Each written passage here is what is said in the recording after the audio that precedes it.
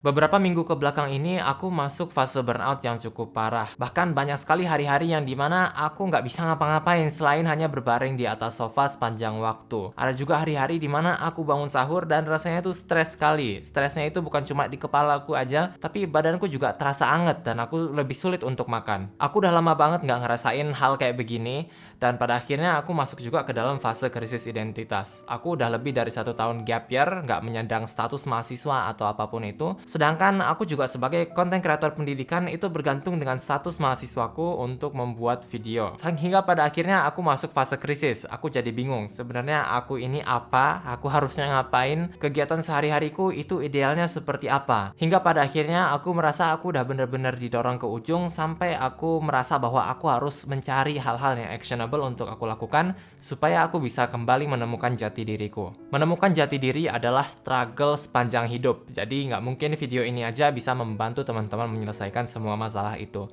Tapi pada video kali ini aku ingin membagikan hal-hal actionable yang aku lakukan yang membantuku untuk keluar dari posisi terpuruk tadi menjadi setidaknya lebih bahagia. Dan aku sekarang udah mulai mendapat genggaman tentang diriku lagi. Aku udah jadi bisa lebih connect kepada diriku sendiri dan aku jadi lebih tenang menavigasi masa depan yang penuh dengan ketidakpastian. Hal yang pertama yang aku lakukan adalah tidak untuk melawan, tapi hanya untuk mengamati. Sejujurnya aku nggak tahu penjelasan logis dari ini dan kenapa hal ini membantuku, tapi aku melakukan hal ini karena aku membaca bukunya Hemin Senim. Jadi katanya di situ adalah kalau kita menghadapi emosi apapun, bahagia, sedih, marah, dan semacamnya, coba untuk tidak melawan emosi itu, tapi untuk mengamatinya aja. Mengamati karena dia pasti akan berlalu. Jadi seringkali yang aku rasakan ketika aku ada di fase burnout, aku krisis identitas, aku merasa nggak produktif, aku merasa aku ini bukan apa-apa. Dulu aku biasanya tuh coba untuk ngelawan perasaan-perasaan itu. Aku coba meyakinkan yang sebaliknya lah, coba memaksa diriku untuk bekerja lebih banyak padahal seharusnya istirahat. Aku mencoba melakukan banyak hal-hal untuk menyelesaikan masalah tadi yang ternyata ujungnya malah memperparah. Tapi yang sangat membantuku adalah kapanpun aku bahagia, sedih, marah, apapun perasaan yang lewat, itu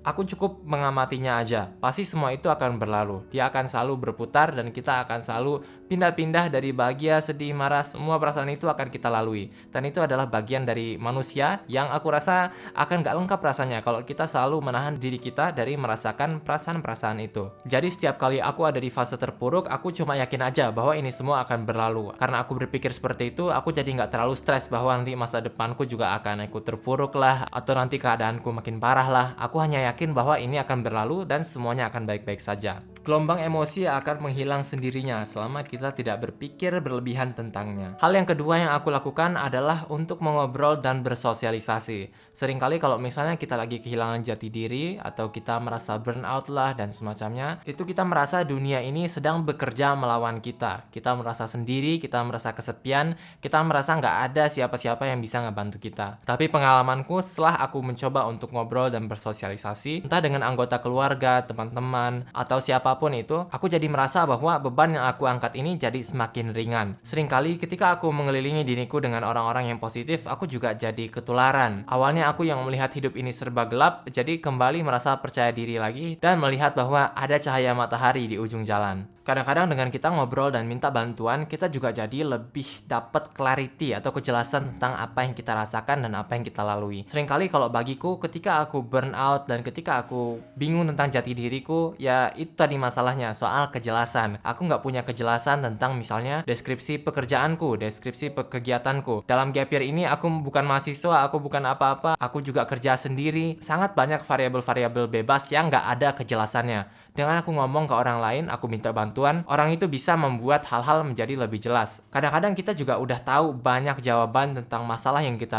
lalui di dalam diri kita, tapi itu masih belum bisa teraktivasi. Tapi kalau misalnya kita udah ngomong sama orang lain, meskipun orang itu cuma sounding board, kita bisa mendapatkan kejelasan. Dan kadang hal yang udah kita tahu tadi, ketika kita dapat validasi atau kejelasan atau afirmasi dari orang lain, saat itulah kita merasa yakin dan benar-benar terdorong untuk melakukan aksi yang relevan. Tentunya dengan ngobrol dan bersosialisasi, kita juga bisa dapat pandangan-pandangan atau cara melihat masalah yang kita hadapi sekarang dari lensa yang berbeda. Dan terutama kalau kita benar-benar merasa stuck, itu sangat-sangat membantu. Tip yang ketiga adalah untuk coba ngebantu orang lain. Ini adalah insights yang kudapatkan dari buku The Courage to be Disliked. Buku ini berkata bahwa manusia itu merasa dirinya bernilai ketika dia merasa bahwa dirinya berguna untuk orang lain. Jadi apa yang biasanya membuatku positif itu adalah karena aku secara subjektif merasa bahwa diriku berguna dengan membuat konten-konten edukasi katakan di YouTube. Atau kadang-kadang juga kalau misalnya kita diterima di perguruan tinggi favorit gitu, kadang-kadang kita merasa diri kita bernilai karena kita bisa menyenangi orang tua. Merasa berguna untuk orang tua karena kita membuat orang tua bangga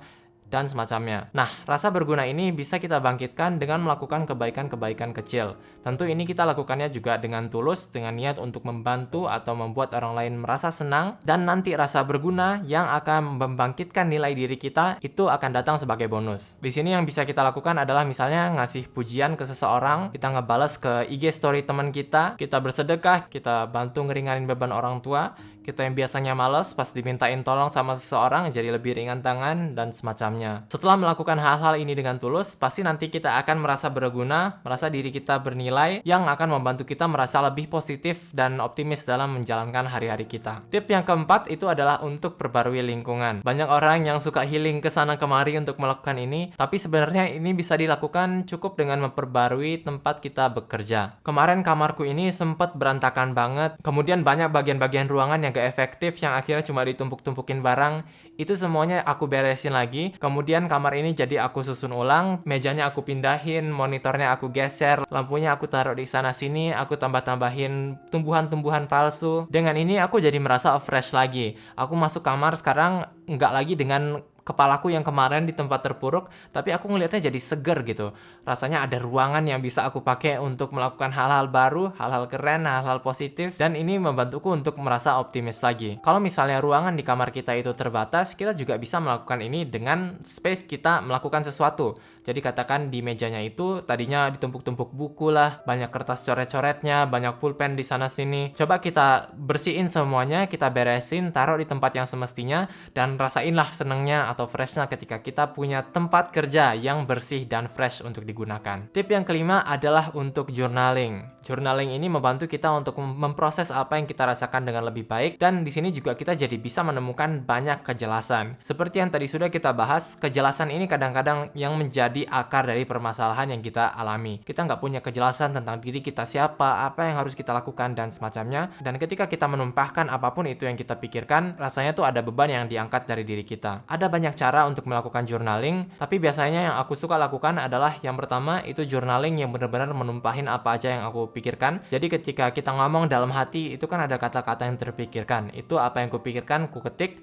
atau aku yang biasanya lebih kusuka itu ketika aku mencari journaling prompt di internet. Pertanyaan-pertanyaan journaling, pertanyaan-pertanyaan tentang diri, pertanyaan-pertanyaan tentang visi dan misi, dan aku mengisi jawabanku dari pertanyaan-pertanyaan tersebut. Itu membantuku mendapatkan kejelasan, yang juga membantuku menyelesaikan masalah-masalah yang kemudian mengikuti. Tip yang keenam adalah untuk kembali ke alam. Salah satu alasan kenapa aku suka berlari atau aku suka ke sepeda, ke alam, dan semacamnya, itu adalah ketika aku pergi ke sana, aku cuma sendiri melihat pohon-pohon yang besar-besar, kemudian melihat burung terbang-terbang, binatang kesana kemari.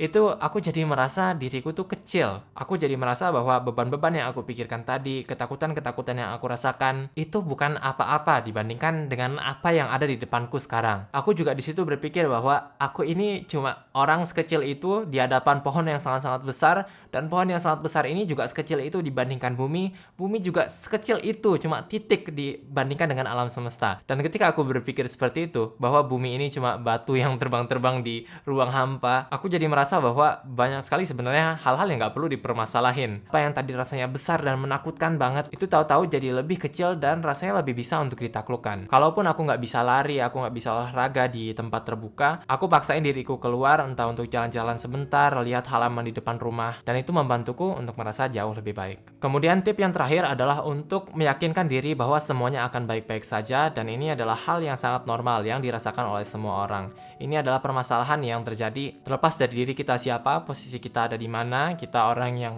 sering dianggap sukses atau enggak, semuanya bakal ngelewatin masalah-masalah seperti ini. Jangan sampai kita merasa bahwa ketika kita ngalamin tantangan kayak begini, kita itu berarti tanda-tanda orang yang nggak berhasil, orang yang hidupnya ini bukan apa-apa.